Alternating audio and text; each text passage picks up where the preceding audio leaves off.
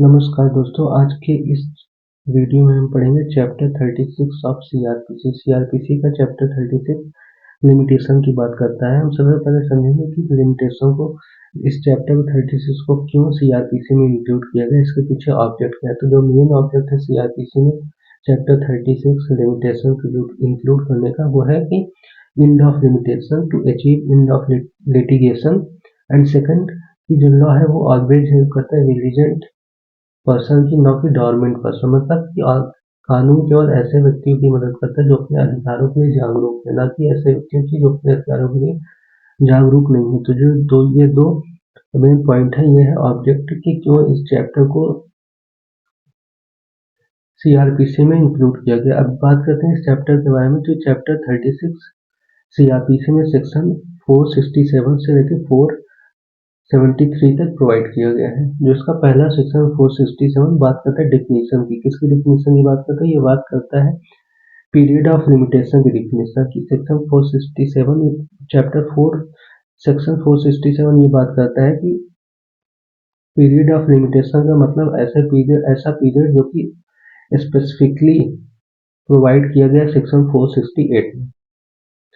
जो इसका next section है 468, वो बात करता है पीरियड ऑफ लिमिटेशन की। Bar to taking cognizance after lapse of the period of limitation, जो कि बार करता है कि अगर जो स्पेसिफाइड पीरियड है किसी ऑफेंस का कॉग्निजेंस लेने के लिए, उस पीरियड में अगर उस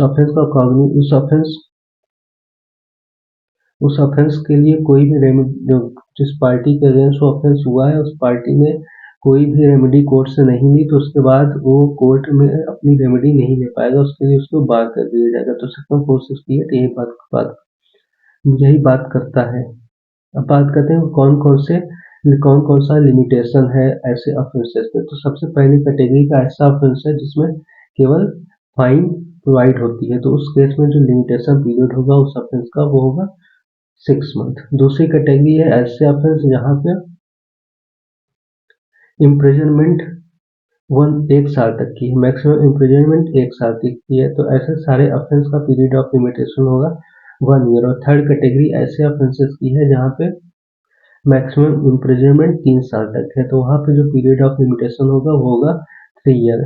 इन तीनों कैटेगरी को देख के हम एक बात ये समझ सकते हैं कि ऐसे सारे ऑफेंस जहां पे इम्प्रिजनमेंट 3 साल से ज्यादा है उसमें पीरियड ऑफ लिमिटेशन अप्लाई नहीं होता है। अब इसका जो 468 का क्लॉज 3 है वो बोलता है कि for the purpose of this section the period of limitation in relation to the offences which may be tried together shall be determined with reference to the offense which is punishable with more severe punishment। बात करता है कि ऐसे situation के बारे में जहां एक से अधिक ऑफेंसेस का ट्रायल साथ में चल रहा हो और उसमें पीरियड ऑफ लिमिटेशन अगर डिसाइड करनी हो, तो पीरियड ऑफ लिमिटेशन उस ऑफेंस के इम्प्रिजनमेंट, उस ऑफेंस के पनिशमेंट से डिफाइन की जाएगी जिसमें सबसे ज्यादा सीवियर पनिशमेंट दी गई है।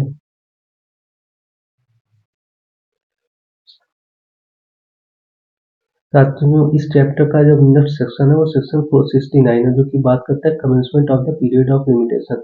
हमने प्रीवियस सेक्शन में जाना कि ऑफेंसेस के लिए लिमिटेशन पीरियड क्या है, कि अगर ऐसे ऑफेंस जहाँ पे केवल फाइन है तो उसका पीरियड ऑफ लिमिटेशन क्या होगा। ऐसे ऑफेंसेस जहाँ पे 1 साल तक की इम्प्रिजनमेंट है उनके लिए पीरियड ऑफ लिमिटेशन क्या होगा, या ऐसे ऑफेंस जहाँ पे 3 साल तक की इम्प्रिजनमेंट है उस केस में लिमिटेशन पीरियड क्या होगा। अब जो इंडेक्स सेक्शन 469 है वो बात करता है कि जो period of limitation previous section में फिक्स किए गए हैं वो शुरू कब से होंगे, किसी पार्टिकुलर ऑफेंस के लिए वो पीरियड ऑफ लिमिटेशन कब से माना जाएगा कि कमेंस होंगे। तो इसके लिए 469 तीन सिचुएशन की बात करता है। फर्स्ट सिचुएशन जो कि 469 क्लॉज 1 के सब क्लॉज ए में दिया गया है, जिसमें कि डेट ऑफ ऑफेंस पता है कि इस दिन ऑफेंस हुआ था। दूसरा सिचुएशन है कि जहाँ पे ऑफेंस की जानकारी नहीं है, जिसके अगेंस्ट ऑफेंस हुआ है उसको उस ऑफेंस के बारे में जानकारी नहीं है। और तीसरा सिचुएशन तब राइज हो सकती है जब जो ऑफेंस हुआ है जिस पर्सन के अगेंस्ट, या पुलिस जिसको ऑफेंस का कॉग्निजेंस लेना है उसको तो ये बात की जानकारी है कि ऑफेंस इस डेट पे हुआ है, लेकिन जिस पर्सन ने वो ऑफेंस किया है वो अननोन है, उसकी आइडेंटिटी नहीं हो पा रही। तो उस केस में पीरियड ऑफ लिमिटेशन क्या होगा, कब से कमेंस होगा पीरियड ऑफ लिमिटेशन। तो 469 यही बात करता है। सबसे पहला जो 469 सब क्लॉज 1 का पॉइंट ए वो बोलता है कि the date of the offence, जिस दिन अपराध हुआ है उस दिन से माना जाएगा कि पीरियड ऑफ लिमिटेशन कमेंस हुआ है। क्लॉज 1 का सब क्लॉज बी ये बोलता है कि where the commission of the offence was not known to the person aggrieved by the offence or to any police officer, means कि offence तो हो गया है लेकिन उसकी जानकारी नहीं है, किसको नहीं है, एग्रीड पर्सन को नहीं है या पुलिस को नहीं, तो उस केस में माना जाएगा पीरियड ऑफ लिमिटेशन तब कमेंस होगा जब कि उस ऑफेंस की जानकारी एग्रीड पर्सन को हो जाए या पुलिस ऑफिसर को हो जाए, जो भी पीछे वाली जल्दी है। थर्ड सिचुएशन जहाँ पे ऑफेंस की जानकारी तो एग्रीड पर्सन को है या पुलिस ऑफिसर को है, लेकिन जिस पर्सन ने उस ऑफेंस को किया उसकी आइडेंटिटी नहीं है, आइडेंटिटी ऑफ द ऑफेंडर ना पुलिस के पास है ना एग्रीड पर्सन के पास, तो उस केस में माना जाएगा कि पीरियड ऑफ लिमिटेशन कमेंस उस डेट से होगा जिस दिन पुलिस को या एग्रीड पर्सन को उस ऑफेंडर की जानकारी मिलती है।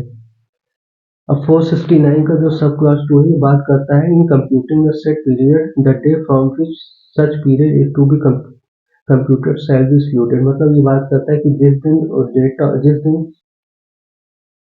से लिमिटेशन पीरियड कमेंस हो रहा है उस डेट को एक्सक्लूड कर दिया जाएगा। नेक्स्ट सेक्शन है इस चैप्टर में 470 बात करता है exclusion of time in certain cases.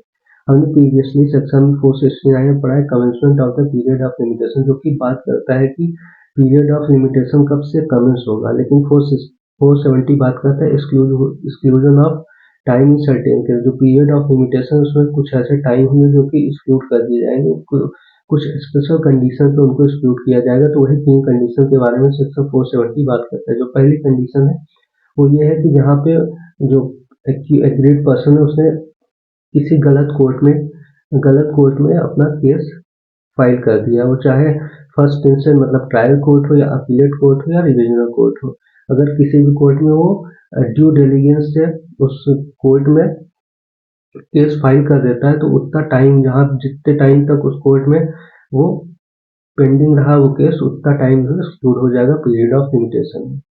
लेकिन शर्त क्या है, शर्त ये है कि वो पर्सन जो है गुड फेथ में कोर्ट में केस फाइल किया हो, in which court which from defect of jurisdiction और केस ऑफ लाइक नेचर, और वो डिफेक्ट कैसा जुरिडिक्शन को या उसी तरीके से और किसी टाइप के डिफेक्ट हो।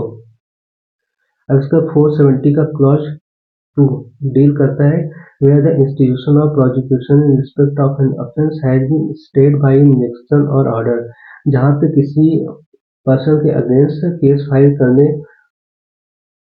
के लिए केस फाइल हम नहीं कर सकते, क्यों नहीं कर सकते, क्योंकि उसके अगेंस्ट कोई इंजंक्शन या ऑर्डर के कारण, किसी ऑर्डर या इंजंक्शन के कारण हम ऑफेंस के अगेंस्ट केस फाइल नहीं कर सकते। उस केस में इन computing the period of limitation the period of the continuance of the injunction और ऑर्डर, जब तक कि वो इंजंक्शन और ऑर्डर कंटिन्यू रहेगा उतना पीरियड एक्सक्लूड किया जाएगा। The day on which it was issue, और जिस दिन वो इंजंक्शन या ऑर्डर इशू किया जाएगा उस डे को एक्सक्लूड किया जाएगा, और जिस दिन वो इंजंक्शन ऑर्डर विड्रॉ हुआ है वो एक्सक्लूड होगा। मतलब 3 चीजें एक्सक्लूड कर दी जाएंगी। पहला, जितने पीरियड तक वो इंजंक्शन और ऑर्डर कंटिन्यू रहा है उतना टाइम। दूसरा, जिस दिन उस इंजंक्शन या ऑर्डर को इशू किया गया था और जिस दिन उस इंजंक्शन ऑर्डर को विड्रॉ किया गया था, 3 चीजें पीरियड ऑफ लिमिटेशन से एक्सक्लूड कर दी जाएंगी।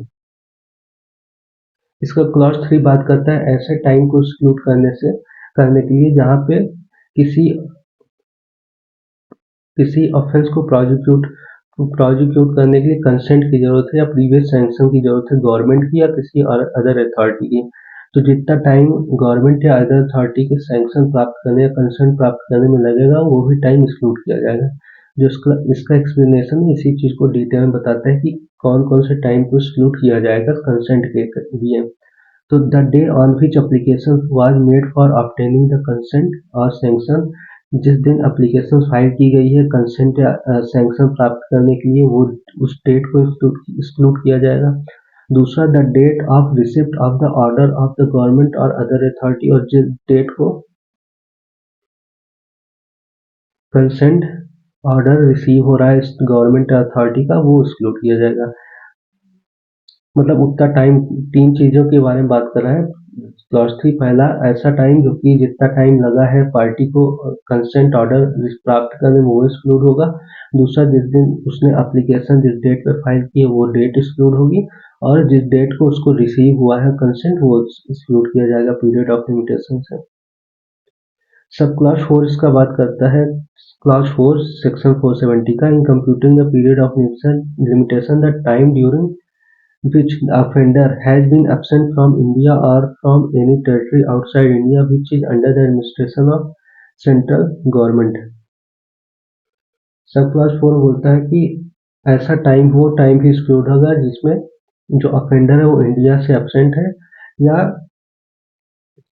ऐसे किसी टेरिटरी से out of territory from any territory outside India which is under the administration of the central government. मतलब इंडिया से एब्सेंट है या किसी ऐसी टेरिटरी से जिसमें सेंट्रल गवर्नमेंट जो सेंट्रल गवर्नमेंट एडमिनिस्ट्रेशन के अंतर्गत आती है,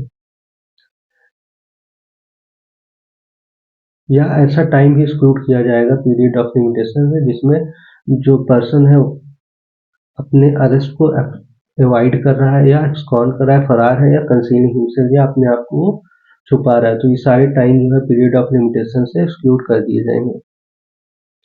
अब सेक्शन 471 बात करता है exclusion of date on which court is close. ऐसी सिचुएशन की बात करता है जहां पे कोर्ट क्लोज है और पीरियड ऑफ लिमिटेशन उस दिन पीरियड ऑफ लिमिटेशन का लास्ट डे है और उस लास्ट डे पे कोर्ट क्लोज है, तो उस केस में क्या होगा, the court may take cognizance on the day on which court reopen. तो उस पीरियड ऑफ लिमिटेशन के दिन मान लीजिए ऐसा कोई ऑफेंस है जिसका last day period of limitation के दिन कोर्ट क्लोज हो जाती है, तो सेक्शन 471 इसी सिचुएशन की बात करता है कि जिस दिन फिर अगले नेक्स्ट दिन जब कोर्ट ओपन होगी तो उस ऑफेंस का कॉग्निजेंस कोर्ट ले सकती है, भले वो एक दिन पहले जिस दिन कोर्ट क्लोज थी उस दिन पीरियड ऑफ लिमिटेशन उसका खत्म हो गया था। Explanation: A court shall be deemed to be closed on day within the meaning of this section if during its normal working hour day it remains closed on that day। A court shall be deemed to be closed on any day within meaning of this section during its normal working hour। ये explanation ये बात कर रहा है कि अगर किसी दिन कोर्ट का नॉर्मल वर्किंग आवर के किसी भी टाइम के लिए क्लोज थी तो माना जाएगा ये पूरे दिन के लिए क्लोज थी, और अगले दिन अगर कोर्ट रीओपन होती है तो उस ऑफेंस का कॉग्निजेंस लिया जा सकता है।